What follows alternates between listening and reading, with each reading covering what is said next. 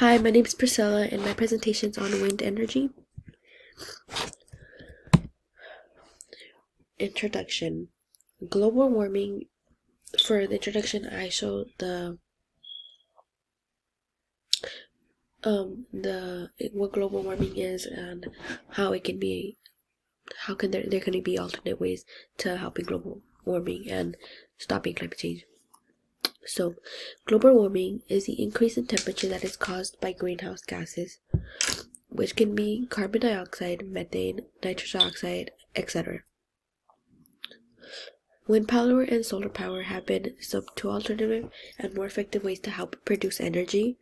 Some other ones, it's just those two, and it's to help. Those two are the most effective, well, seen the most effective, and to be able to stop climate change. And they can be the most inexpensive ones too. Though windmills and solar energy have lots of pros to it and can have a lot of effective ways, such as the inexpensiveness and in general effective and being able to produce the same amount of energy or even more than used with the regular fossil fuels, there still can be lots of downfalls to it, such as the safety of workers or whether it really is reliable, whether like it does produce as much as, let's say, the fossil fuels that are being used right now. The problem can be concerning the safety of the workers.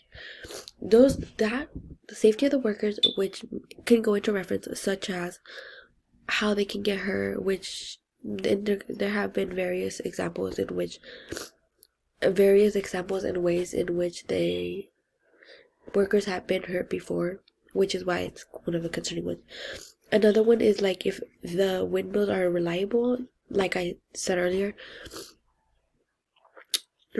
such as like I said, will they be able to produce the same amount of energy as the fossil fuels or the greenhouse gases that are producing the energy, or are they just going to produce less, which is obviously no. The safety of workers is also one because there have been various examples such as small planes crashing into them, or like other various examples or incidents that have caused concerns as to whether windmills would be a good effective way to be able to help. Another example have been that there have been electrical explosions, and these claims have been surrounded by the 170 deaths of people since the 1970s due to the windmills or the wind energy production. Solution. Some solution can be that there can be some improvements made by the people who are managing the windmills. And there have been, it has shown that there has been 30% of improvement in the windmills and less incidents than before and over the past years. Some precautions I think that can be taken by the people is, well, safety precautions in general, just writing more rules down and arrangements, being able to make sure they're taking those precautions before. Another way is that they can have people back up, people there to help the other people who are helping set up the windmills or fix the windmills, to let them know if there are any precautions they should be taking, or to make sure that they are safe, and to spot any safety concerns, like something falling or something breaking. They can let them know, just to be able to, like I said, know in advance that they wouldn't be able to get hurt and get into those incidents. A counter argument.